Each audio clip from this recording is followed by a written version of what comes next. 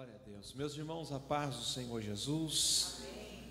Glória a Deus pela oportunidade de estarmos na casa do Senhor Jesus para tributarmos louvores ao teu nome. Queridos, por favor, eu quero ler 6 versos da palavra de Deus com vocês. Salmos de número 126. Salmos de número 126. A palavra que Cristo assentou ao meu coração, e eu quero, com muito temor e a ajuda do Espírito Santo, partilhar ela com os meus irmãos na noite desse dia de hoje. Deus abençoe a vida do pastor Marcos. Obrigado pelo convite, pastor.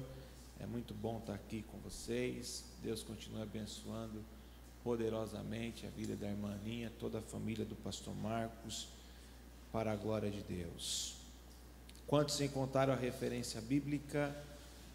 Assim está escrito a poderosa e sacrossanta palavra do Senhor Deus.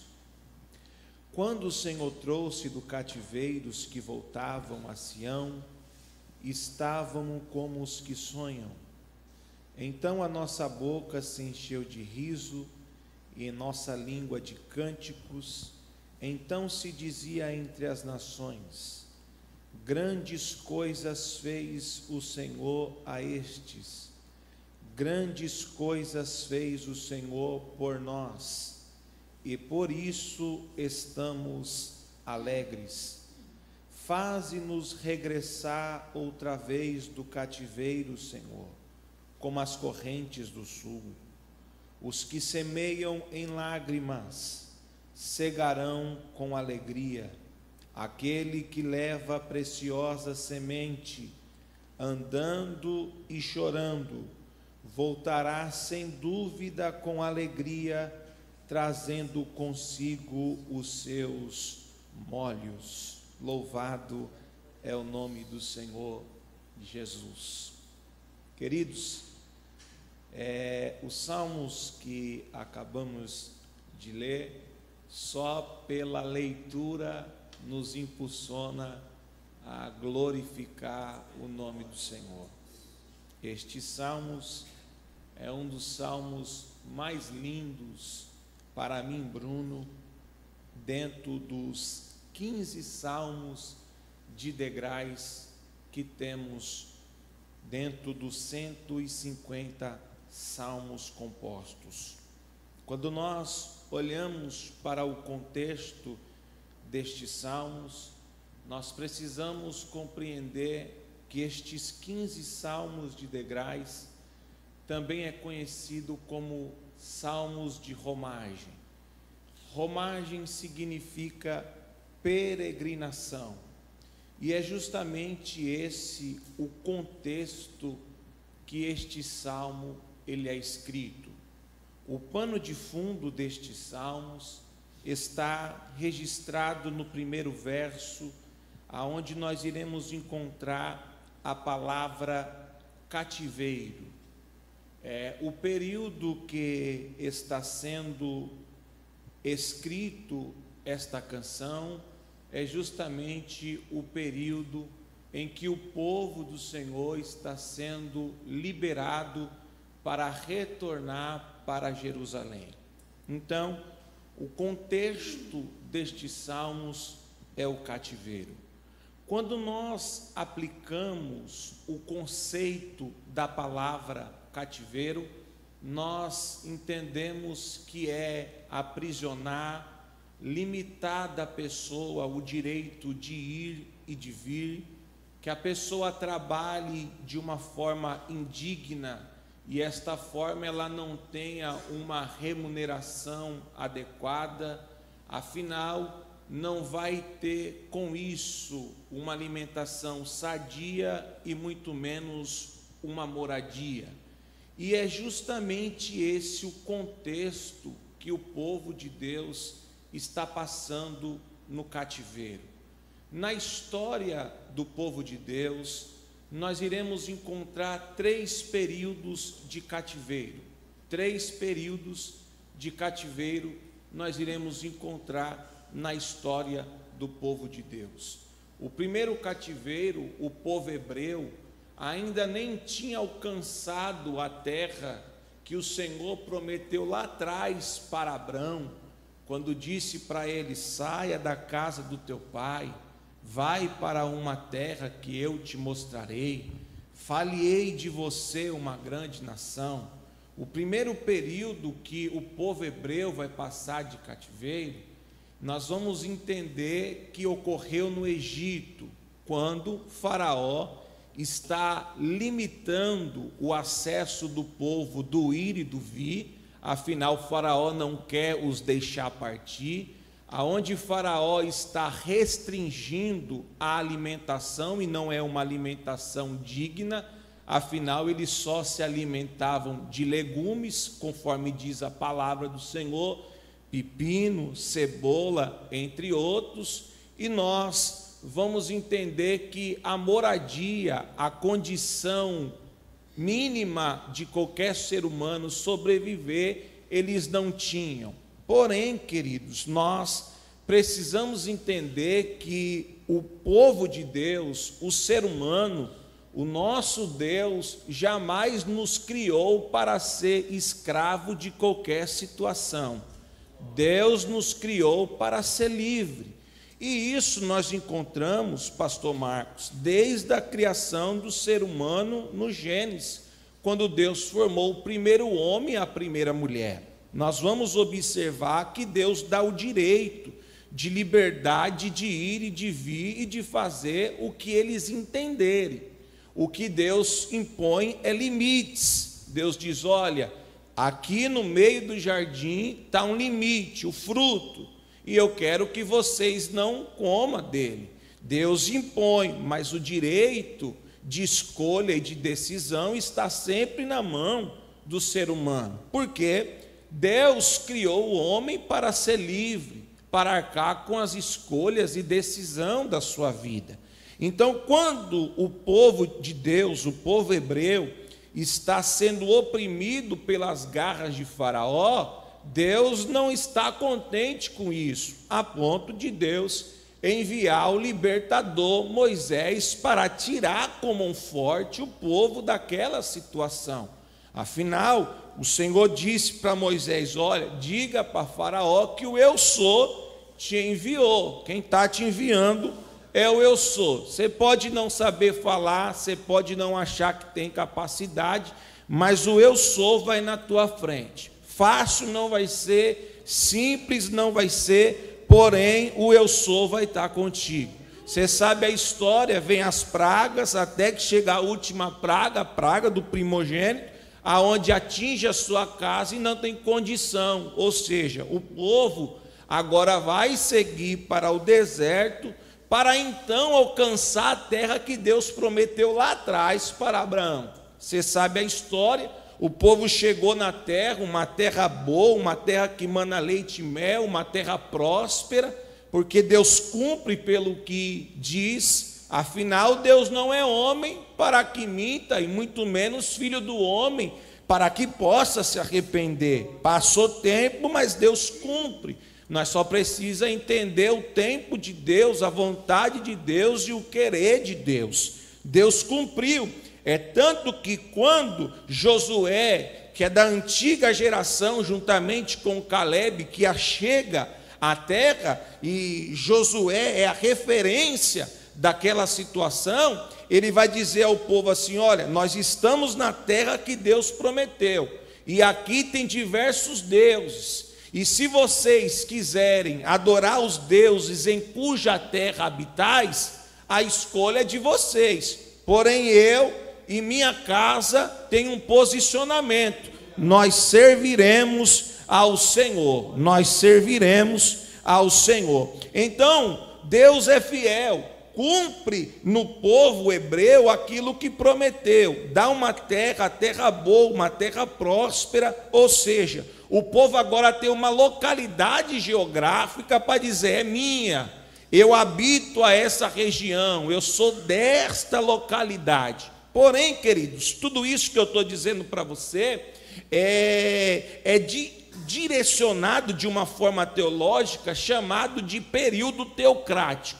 O que é período teocrático? é Deus que está no governo, é Deus que está conduzindo todas as coisas, é Deus que está direcionando todas as coisas. E como é Deus que está direcionando todas as coisas, então Deus levanta quem quer, usa quem quer, capacita quem quer, separa quem quer e dá dom para quem quer. Eu vou repetir isso aqui, pastor Marcos. Quando é Deus que está no controle, Ele usa quem quer, separa quem quer, capacita quem quer, dá dom para quem quer e vocaciona quem Ele quer. E é isso que aconteceu com o povo de Deus. O povo de Deus está na localidade que Deus prometeu. Deus tirou do primeiro cativeiro, cumpriu a promessa, colocou eles num lugar de prosperidade, de uma terra boa, e Deus vai levantando quem Ele quer. Porém, o povo de Deus, o povo hebreu, o povo de Israel era um povo que tinha muita estabilidade com Deus. Tinha período que estava crente até o tutano, mas tinha período que estava como se fosse desviado. O povo vivia nessa instabilidade. Nós vamos entender isso no período dos juízes de Israel. Você vê Iude, Sangar, Gideão, Jefité, Débora, Balaque, tantos juízes que Deus levantou, é porque a instabilidade do povo, às vezes o povo se arrependia, Deus tinha misericórdia e enviava a providência, mas o povo voltava para as mesmas práticas, e Deus nunca se agradou, queridos, dessa instabilidade de qualquer pessoa. Afinal, precisa ter um posicionamento, precisa saber o que você quer, precisa saber que Deus você vai adorar, precisa saber que divindade você vai reverenciar. Porém, Deus é longânimo, Deus é misericordioso e vai tratando. O último juiz de Israel foi Samuel. Samuel exerceu 3 papéis: o juiz, sacerdote e profeta. Naqueles dias, ele era a única representatividade de Deus. Se alguém queria ouvir Deus, tinha que ouvir pelo profeta. Se alguém queria levar algo até Deus, tinha que ir para Samuel, porque ele era o sacerdote que pegava do povo e levava para Deus, e como profeta pegava de Deus e trazia para o povo. Ou seja, era ele a representatividade. Agora o povo de Deus chega para a representatividade de Deus, que é Samuel, e diz assim: olha, nós não queremos mais esse governo teocrático, que é Deus que levanta quem Ele quer. Nós estamos olhando as nações vizinhas, nós queremos agora rei para nos guiar, nós queremos rei para nos conduzir. Aí aqui vai acontecer uma transição, Quando ocorre essa transição, da teocracia passa para a monarquia, aonde é instituído o rei para governar uma nação. Você sabe a história. O primeiro rei de Israel foi Saul. Saul reinou 40 anos. Saul começou bem, mas terminou mal. Deus rejeitou Saul. Afinal, ele era rei, quis cumprir o papel de sacerdote, quis sacrificar, não agradou a Deus. Deus diz: a partir de agora eu estou lhe rejeitando e estou indo atrás de alguém que é segundo o meu coração.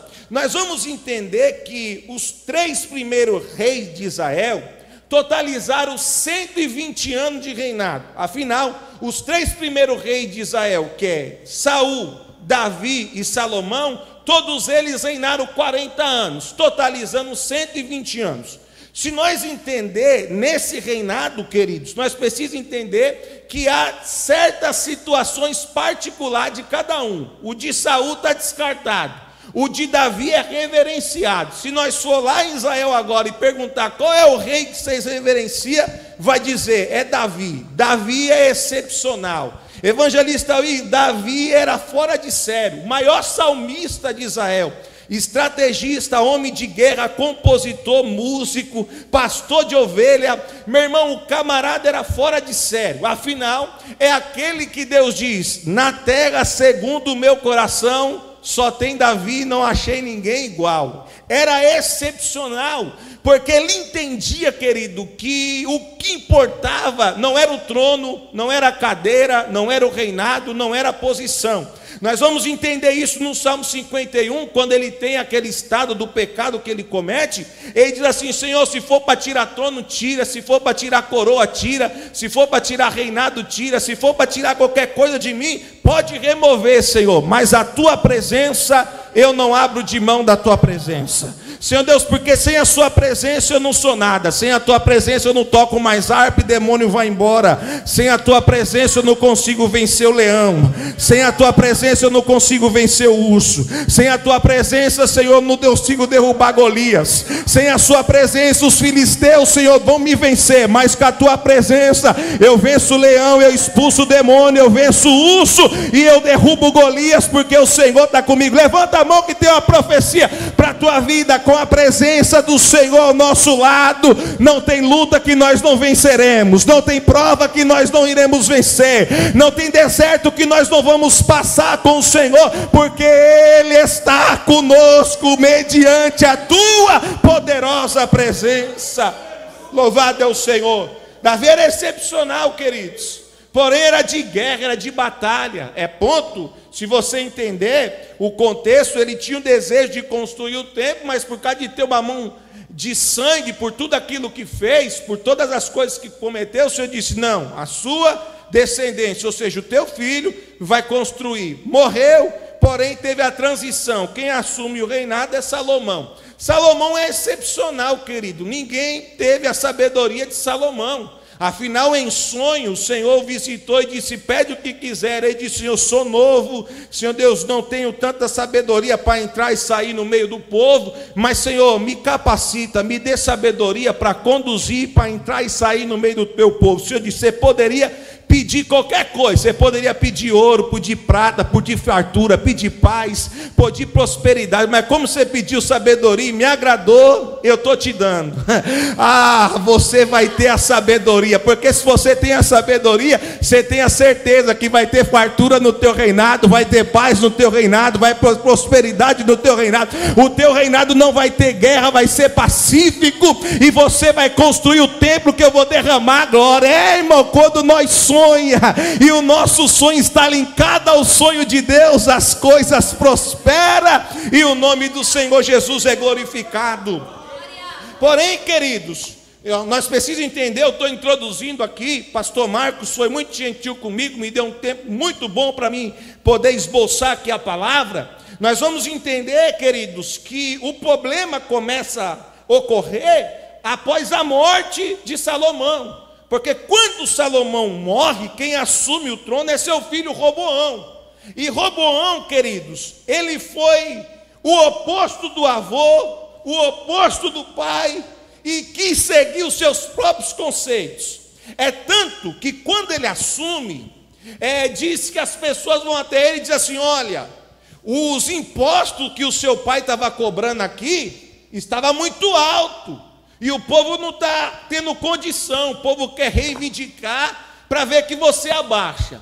Diz a Bíblia, irmão Geraldo, evangelista Will, que ele não deu ouvido aos anciões das cambrancas. E é aqui que mora um perigo, da minha geração, de nós, uma geração mais nova. Muitas das vezes não estamos dando ouvido para a experiência, as cãs brancas, ou seja, aqueles que têm a expertise da vida, aqueles que na sua trajetória já passou por tantas experiências e agora pode nos aconselhar. Nós vamos entender que ele ouve o conselho dos anciões, mas diz: isso daí para mim não presta. Se você está dizendo para mim abaixar, eu não quero abaixar. Ele recorre para os mais novos. Os mais novos vão aconselhar ele e dizer assim: se o teu pai cobrava tanto, aumenta, porque vão pagar da mesma forma. Queridos, ele ouviu o conselho da juventude em vez de ouvir o conselho da experiência, que são os anciãos. Quando isso acontece, ele aumenta os impostos, diz que racha, diz que o negócio racha. É aqui que há a divisão dos reinos: Reino do Norte com capital em Samaria com 10 tribos, Reino do Sul com 2 tribos, capital Jerusalém. Quando nós vamos entender esse período de divisão, quando nós olhamos para o Reino do Norte, nós sabemos que o Reino do Norte não queria saber nada de Deus, querido. O Reino do Norte não honrava a Deus, não queria obedecer a Deus. É tanto que Deus vai levantar o profeta Elias e dizer assim: até quando cocheareis em 2 pensamentos? Se vocês quiserem adorar Baal, os deuses, você adora quem quiser. Porém, vocês precisam saber se quer adorar a Deus também. Mas ficar nessa dúvida, não dá. O reino do norte, querido, não queria saber de Deus, não queria honrar a Deus, não queria ser temente a Deus, e vivia nessa instabilidade tremenda.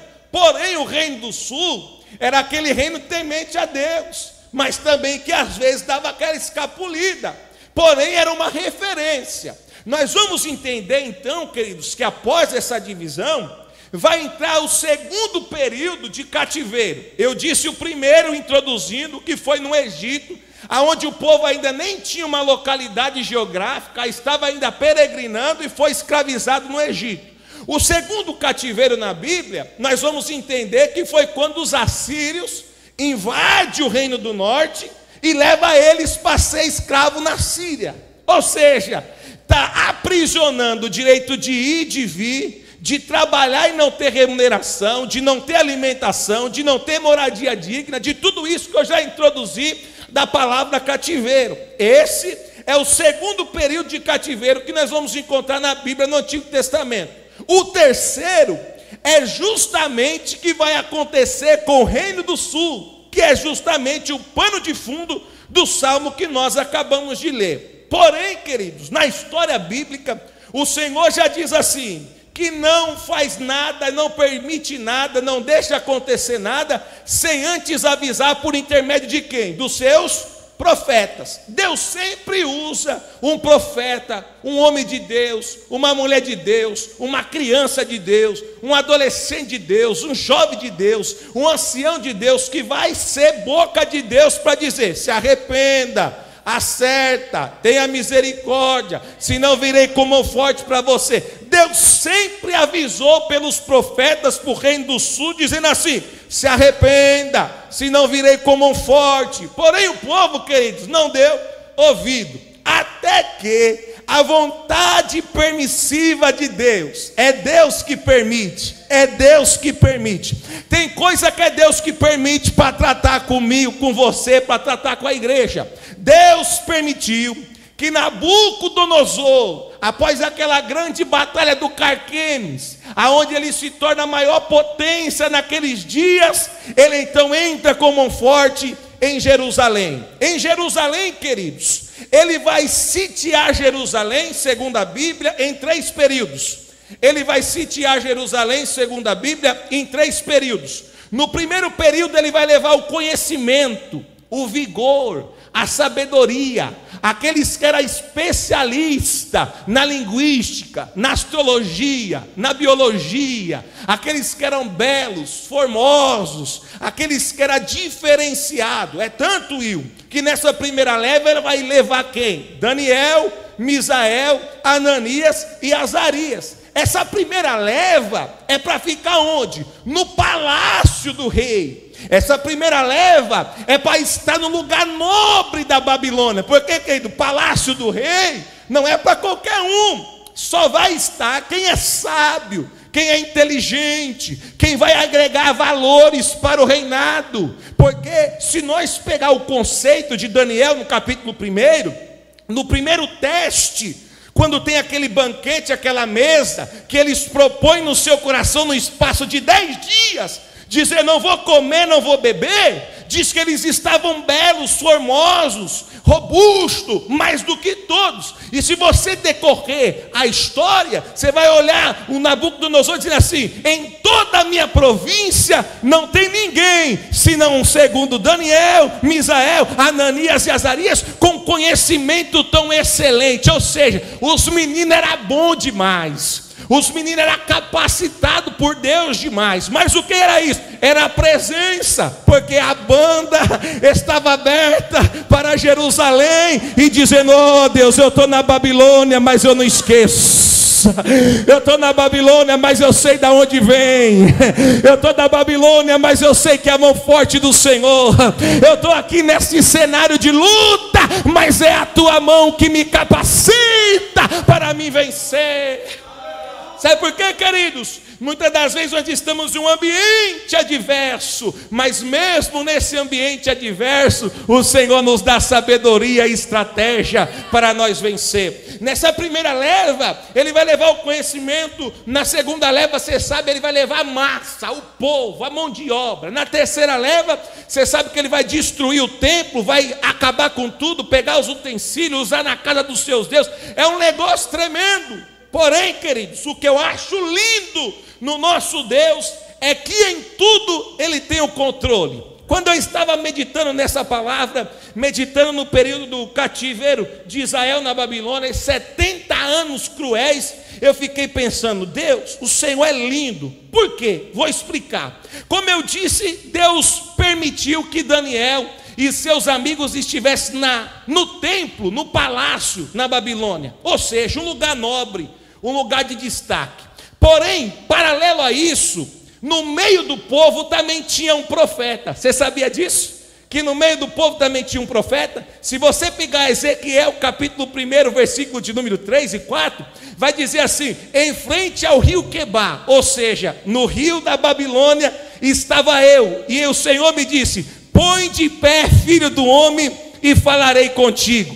Observa-se comigo uma coisa: Daniel está no palácio, é profeta, profeta maior dentre a Bíblia. Os 4 profetas maiores está Daniel. Se você pegar Ezequiel, está no meio do povo, na periferia da Babilônia, mas também é profeta e é profeta maior. Will, sabe o que quer dizer isso? Queridos, entenda comigo nessa noite. Precisamos entender que não é para todo mundo o palácio, que não é para todo mundo o lugar nobre, que não é para todo mundo estar sentado próximo ao rei. Mas você precisa entender que mesmo você estando no meio do povo, você também é profeta. Afinal, queridos, o segredo não está no ambiente, o segredo está naquilo que Deus te entregou. Levanta a mão que eu tenho uma profecia bíblica para você, para a tua casa, para você que está em casa. Talvez você está no meio do povo, no meio dos protivos, nas biqueiras, nos valados da vida, mas Deus também está com você. Mas também você que está no palácio, no lugar nobre, Deus também está com você. Deus vai te usar no palácio para ganhar rei, mas Deus vai usar também um Ezequiel para ganhar prostíbulos de vida que estão agarrados na garra de Satanás, para louvar o nome do Senhor Jesus. Ou seja, Deus é lindo porque Deus tem as suas representatividades em qualquer lugar. Mas, queridos, o pano de fundo para este Salmos é esse. Eu disse aqui, retomando, 3 períodos de cativeiro: primeiro no Egito, segundo Assírio, e o terceiro em Jerusalém, no Reino do Sul, que vai acontecer em três etapas, ok? Agora eu te pergunto, imagine você, está longe da tua pátria, está longe da tua terra, está longe da sua irmandade, e agora você está num lugar que não é a tua casa, você está em um lugar que não é a tua terra, você está trabalhando indignamente, escravizado, você não está tendo uma boa alimentação, você não está tendo remuneração nenhuma, você está vivendo numa situação adversa total. Imagine como que é viver. Você acha que o povo de Deus estava vivendo bem? Você acha que o povo de Deus estava vivendo de uma forma agradável?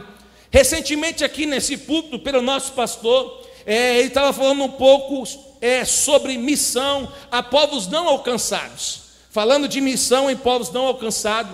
Se eu não me engano, falando sobre Marrocos, que eu acho que tem um servo do Senhor que está sendo preparado aqui para enviar. E o pastor contando, se eu não me engano, em uma live, falando sobre um servo de Deus que tem a expertise, que está passando toda a direção. O pastor contou como que é mais ou menos o cenário. Ele deu exemplo: se você tem um filho e o seu filho está precisando de um medicamento, e você tem a receita, você tem o dinheiro para ir na farmácia e comprar, e você chega lá e diz: eu quero aqui um exemplo, uma dipirona para me dar para o meu filho. Ele saber que você é crente, ele tem, mas ele diz assim: não tenho aqui para lhe vender. E você tem o dinheiro para comprar, para pagar, mas ele diz: eu não vendo. Por quê? Você está numa outra terra, em uma outra cultura, que as pessoas entendem que você é uma ameaça, que as pessoas entendem que vocês querem pregar uma coisa que não existe. É mais ou menos isso que o povo de Deus está passando, em uma cidade que não é a sua, em um território que não é o seu, em um costume que não é o seu, ou seja, está sendo oprimido, está sendo escravizado e está sendo humilhado. A situação não era fácil. E, paralelo a isso, o que nos dá alusão a isso que eu partilhei com vocês é o Salmo 137. O Salmo 137 diz que os servos do Senhor, o povo de Deus, que estava cativo na Babilônia, estava nos rios da Babilônia assentados. É o Salmo 137. Diz que eles estavam assentados frente aos rios da Babilônia, chorando,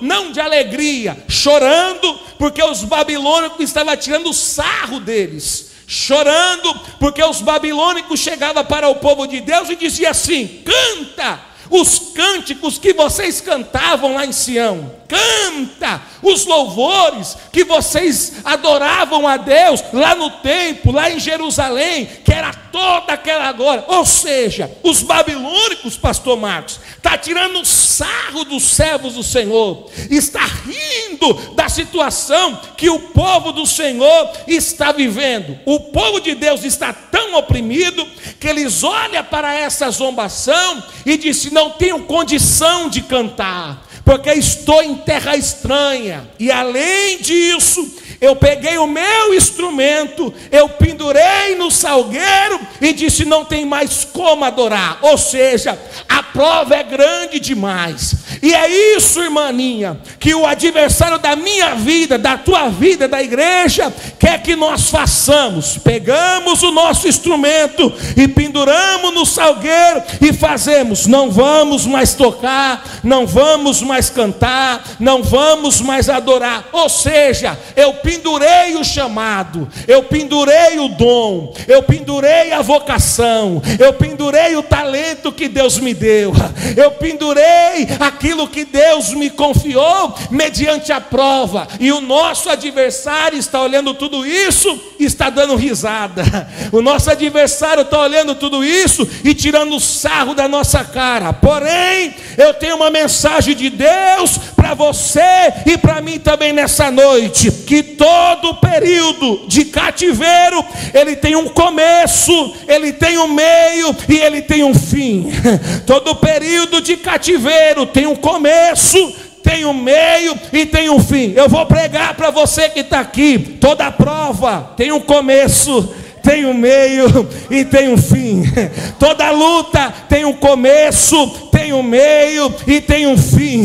Todo anonimato tem um começo, tem um meio e tem um fim. Eu não sei o estágio que tu está, mas eu tenho uma boa nova para te dizer: o fim está próximo e Deus está mandando força e refúgio para você continuar. Se você pegar o texto, você vai entender que então Deus levanta o Ciro da Pérsia, dá legalidade e diz: liberta o povo, manda o povo ir, para que o povo volte para a sua terra e reconstrua tudo novamente. Deus usa o Ciro da Pérsia dizendo: vai lá, liberta eles e eles podem voltar para a sua casa. Quando eles estão voltando, é este o Salmos de número 126. É quando eles estão voltando, ou seja, o período de cativeiro acabou, a prova passou, eu estou voltando para casa. Aí diz o texto: como que eles estão voltando? Quando o Senhor trouxe do cativeiro o que estão voltando a Sião, nós estávamos como os que sonham. Ou seja, Will, nem eles acreditavam do feito que o Senhor estava, era um sonho. Mas levanta a mão que eu quero pregar nessa noite, ó glória. Oh glória, eu estou sentindo Deus aqui. Eu estou pregando para sonhador aqui. Ouse sonhar, porque o nosso Deus é especialista em realizar sonho. Para você pode estar distante, mas o nosso Deus cumpre sonho, como cumpriu na vida de José. Ele vai cumprir na tua vida o que ele prometeu. Oh glória, oh glória. Diz o texto que para eles, pastor Marcos, era como que estavam sonhando. Aí o verso de número 2, ele diz: então a nossa boca se encheu de riso e na nossa língua um cântico. Ou seja, aquilo que era só choro, que era só lágrima, que era só dor, agora tem sorriso no rosto e tem cântico na boca. Deixa eu dizer pelo glória da Esté aqui, tem sorriso no rosto e cântico na boca. É o Senhor dizendo: bota o sorriso no rosto novamente e começa a cantar júbilo de novo, porque Deus já deu vitória para mim e para você. Louvado é o nome do Senhor. Porém, queridos, tem algo interessante no 2 ainda, porque o 2 diz assim, irmão Geraldo: então se dizia entre as nações, grandes coisas fez o Senhor a estes. Em outras traduções vai estar assim: então dizia aos gentios, grandes coisas fez o Senhor a estes. Ou seja, o que é isso, irmãninha? É terceiros que estão vendo o que o Senhor está fazendo. É as pessoas, o vizinho de outro bairro, de outro setor, de outra congregação, que está olhando para a tua casa e dizendo: é o Senhor que fez. Oh glória, oh glória, oh glória. Levanta a mão se você acredita, pelo amor de Deus.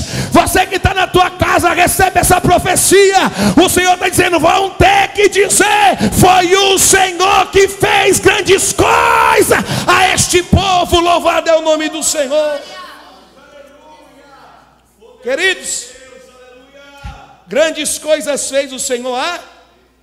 Isso quem está cantando é terceiros, os gentios. Ou vamos dizer aqui no nosso linguajar, o não crente. O não crente, evangelista Will, que está olhando para o crente e dizendo: só pode ser o Senhor. Porém, é o não crente cantando. Agora o verso 3 é o crente. É o crente. Porque ele diz assim: grandes coisas fez o Senhor por nós. E por isso estamos.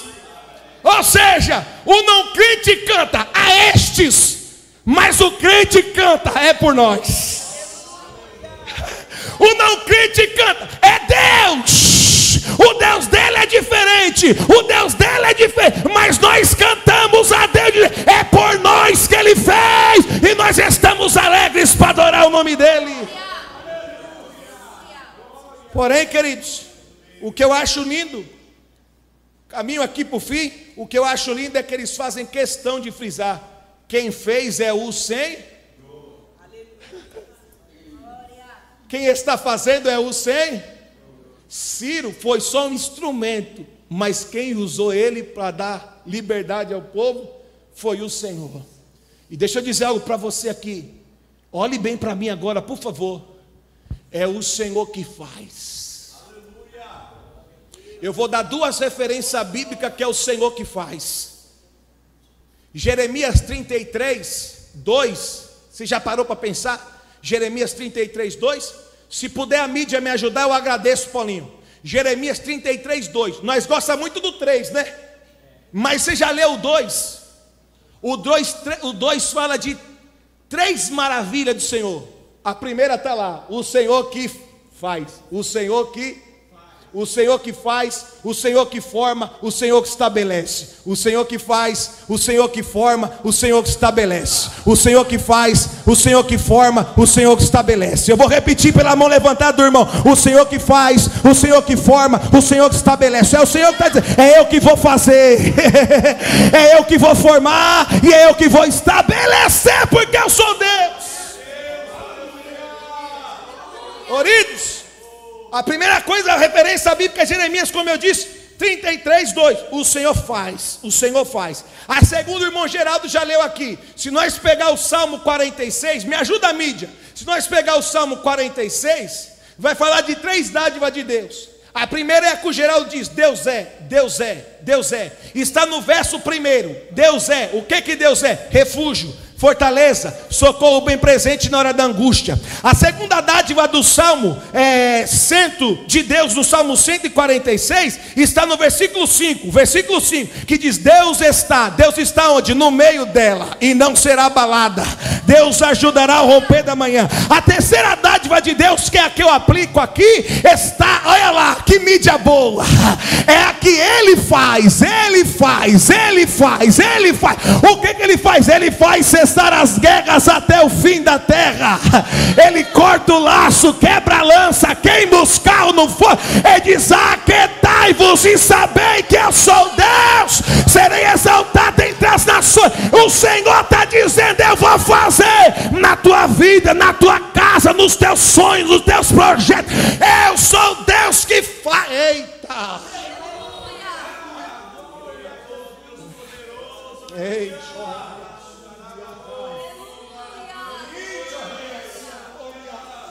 É o Senhor que faz. É por isso que estamos alegres.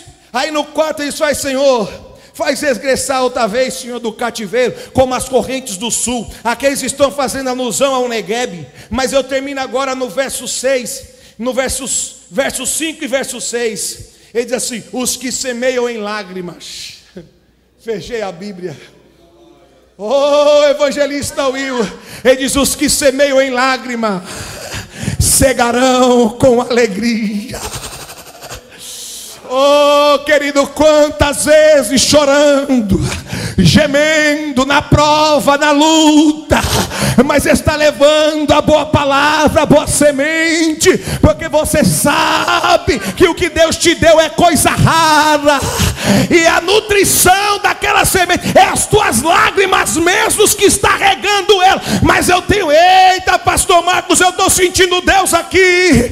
Porém o versículo de número 6, ele vai concluir dizendo assim: semeou em lágrimas, mas eu tenho uma resposta: vai colher com alegria e com os molhos cheios para a glória de Deus.